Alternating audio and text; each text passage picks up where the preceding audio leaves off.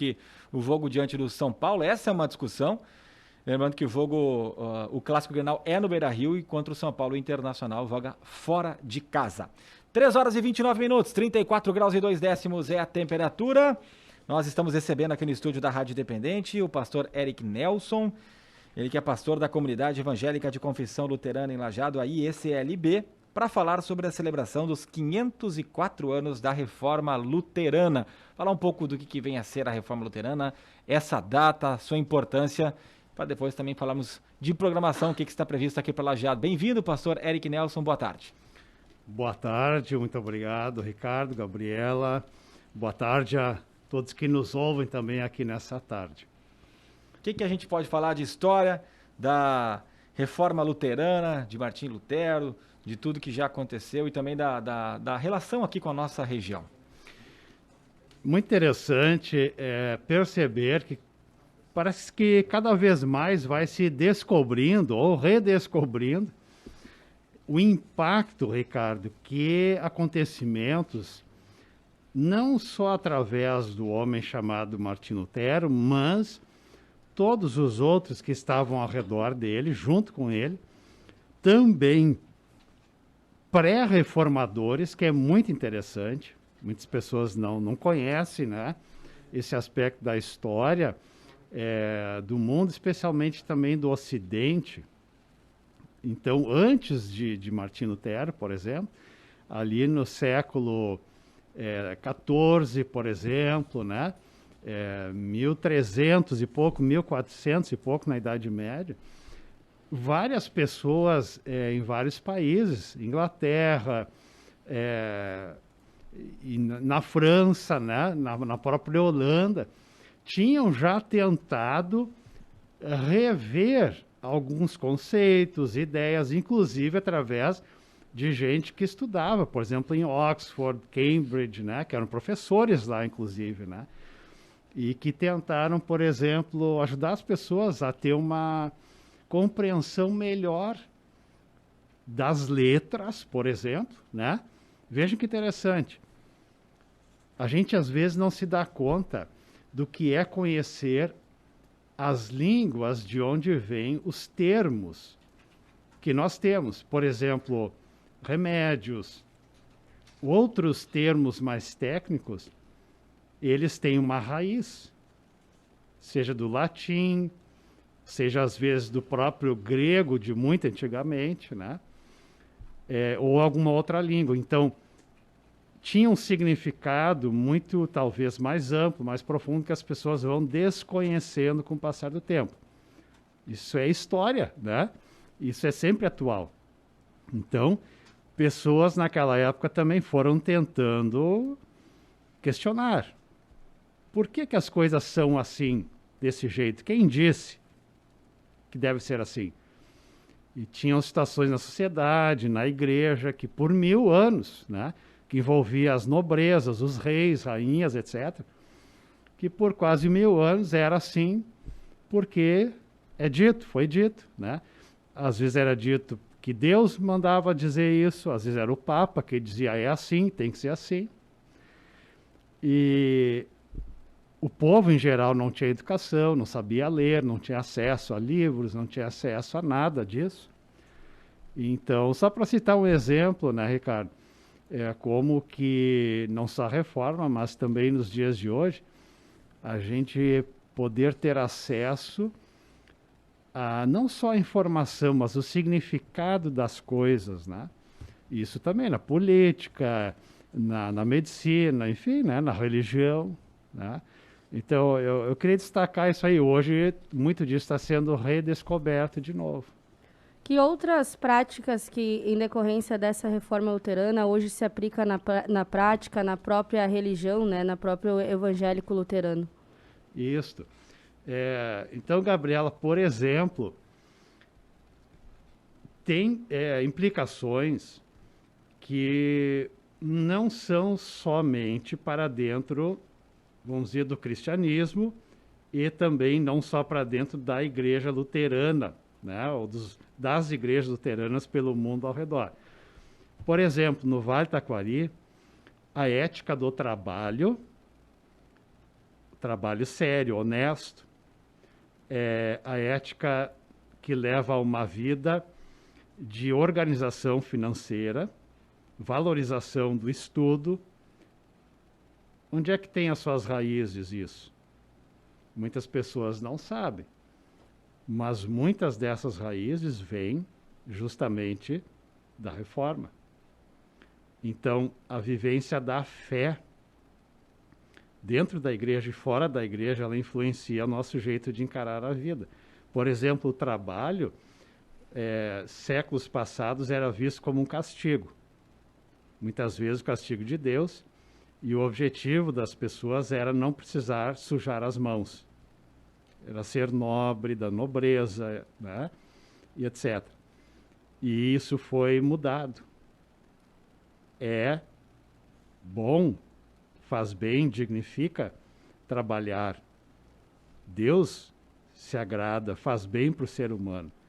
Trabalhar, se for necessário sujar as mãos, usar a cabeça. Então o trabalho é algo bom, bonito. Isso brota da fé. E o trabalho, então, ele tem um sentido, ele tem um propósito. Não é só para ganhar dinheiro, o trabalho é também para a gente cuidar, através da nossa profissão, daquilo que a gente tem e daquilo que a sociedade precisa. Então é muito bacana a gente perceber o sentido, o significado que todo trabalho honesto, justo, ele tem. Ele é importante. E ajuda até a ocupar a mente também, né? Muitas vezes as pessoas não querem se aposentar até com medo da solidão, de daqui a pouco não ter aquela atividade diária que você está acostumado e você ficar sem fazer nada e ver todo mundo ao seu redor trabalhando e em função, é sempre um desafio, né? Passar por essa transição. Tem aqueles que se acostumam naturalmente, que ficam esperando a hora de se aposentar e quando pode já se aposenta, né? Na primeira oportunidade. Exato. Mas cada um lida diferentemente com essa situação. Exato. Pastor Eric Nelson, eu me lembro que em outros anos sempre tinha um tema, né? A cada ano se fala da reforma luterana, esse ano também vocês trabalham com um tema específico, o que está sendo abordado, ainda em meio a uma pandemia, mas uma situação já bem mais tranquila que no ano passado, por exemplo. Certo, exato. Este ano nós vamos ter a oportunidade, o privilégio, de termos também um palestrante, pastor, doutor Emílio Foit. O doutor Emílio Foit, ele é assessor especial da presidência da ISLB, a nível nacional, assessor teológico. Então, ele vai estar conosco nessa celebração, domingo de manhã às 9 horas, e ele vai falar sobre a educação. Qual era a visão da reforma de Lutero sobre a visão da educação, aliás, melhor dizendo, a educação. Para que serve a educação? Qual a importância dela? E tem muito a ver, sim, com a atualidade, todos os tempos. Inclusive, estamos vendo, não é verdade, Ricardo, o quanto a pandemia também tem afetado negativamente, óbvio, a questão da educação. Os nossos jovens, adolescentes, estão perdendo um tempo muito, muito importante, precioso para a vida deles e de todos nós. Isso dói no coração de muitos de nós ver o preço que eles estão pagando e que nós todos estamos pagando também por isso. A gente entende algumas questões necessárias para nós como sociedade nesse tempo, mas é uma pena que eles assim, então, mostram as estatísticas, os estudos bem atuais no Brasil, no Rio Grande do Sul, o quanto isso afetou o aproveitamento na área da educação dos nossos filhos, dos nossos jovens e crianças. O tema educação, então, será um dos pontos centrais da discussão da celebração esse ano. Exatamente. Nós vamos, então, poder ouvir um pouco, assim, dessa semente, né, nessa visão, digamos assim, de que a educação deveria ser para todos, meninos, meninas, rapazes, moças, né, que Lutero insistiu, e que todas as crianças deveriam ter acesso à educação. Na Idade Média era só para filhos da nobreza, o clero, só eles que podiam ter acesso às artes, né, liberais, ao estudo. Então, nós vamos ouvir um pouco disso, poder refletir sobre isso. A educação a partir da visão de Lutero. Quando vai ser a celebração? Como é que vai se dar? Quem é que pode participar? Exato. Tradicionalmente, então, nós já temos realizado esse encontro a nível de município, onde a ISLB e a IELB, as nossas duas igrejas co-irmãs aqui, da vertente da Reforma Luterana, estarão juntas e todas as pessoas estão convidadas. Domingo, dia 31 de outubro, 9 horas da manhã, na Igreja de Cristo, aqui no centro da cidade, na esquina da rua Alberto Torres com a Júlia de Castilhos. Todos que tiverem interesse são bem-vindos. Teremos o uso de máscara e álcool gel, distanciamento, conforme também todos nós já estamos habituados. Qual a capacidade de público para esse local com distanciamento? Nós temos a capacidade oficial do templo de 550 pessoas e atualmente nós temos autorização para a ocupação até 80% deste espaço. E é o que as igrejas atualmente têm de autorização oficial. 80%, bem mais, por exemplo, que é permitido nos estádios de futebol, por exemplo, e isso vai mudando. Daqui a pouco nós poderemos estar aí com 100% de novo, embora 80%, talvez, se for pegar a média, eu acho que é um público bem razoável, né? Talvez é o que normalmente chegue, não, dificilmente se chega a 100%. Eu sei que o culto de Natal é um que recebe um grande público, tanto que vocês costumam fazer até 2 cultos, né, pastor? Exato. E a gente percebe que as pessoas, em geral, elas estão bastante conscientes. As pessoas que normalmente, digamos assim, vão à missa, ao culto, né, às igrejas, elas têm essa consciência, né, do cuidado, né, e a gente percebe que, a princípio, não temos tido maiores problemas em nossa experiência. Além da celebração no dia 31, alguma outra atividade para marcar essa data? Exato. Neste ano, Gabriela, de fato, nós estamos assim também, como muitas áreas, né, da nossa sociedade, nos reorganizando, né, depois desse tempo aí de bastante restrições. Então, esse ano nós temos essa celebração como ponto principal, além dos diversos momentos de reflexão, de diálogo, né, palestras virtuais, em escolas, em outros locais, âmbitos durante a semana, e além, obviamente, nível nacional e também mundial, que acontecem nos mais diversos continentes, né? E assim é o nosso convite para que as pessoas aproveitem, também pesquisem, né? Exatamente. E é sempre um desafio, né? Uma programação da Reforma Luterana, dia 31, sempre junto ali com a questão da véspera de um feriado, né? De finados, muitas pessoas aproveitam para viajar. Tem um feriadão aí, o finados esse ano cai na terça-feira, né?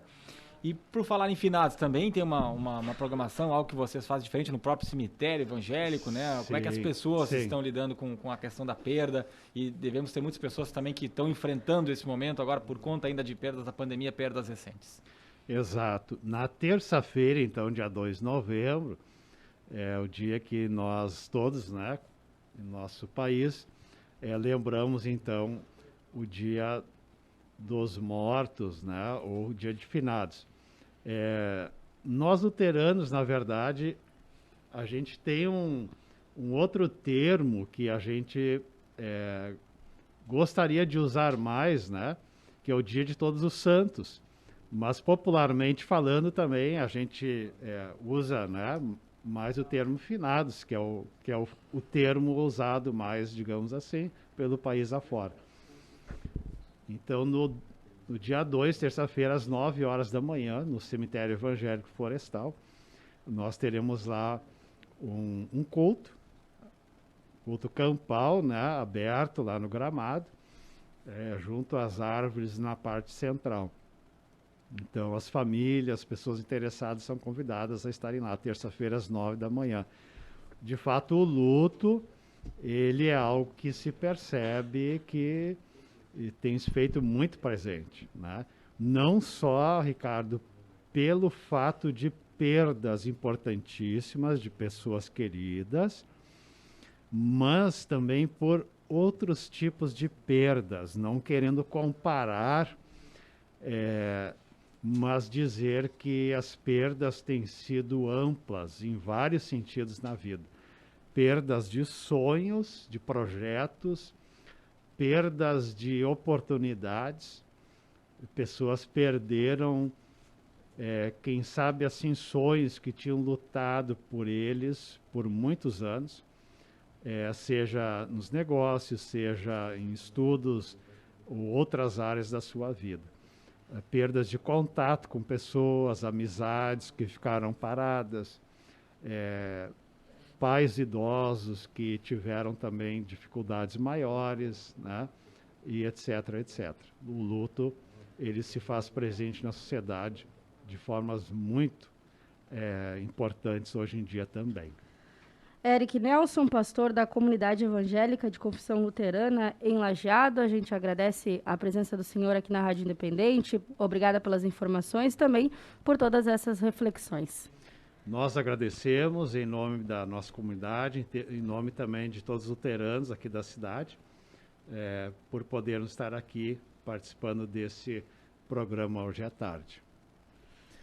Muito bem, pastor Eric Nelson conversando conosco, agora 15 minutos, faltando para as 4 horas da tarde, 33 graus e 9 décimos é a temperatura, a gente vai para uma pausa, daqui a pouco mais redação no ar.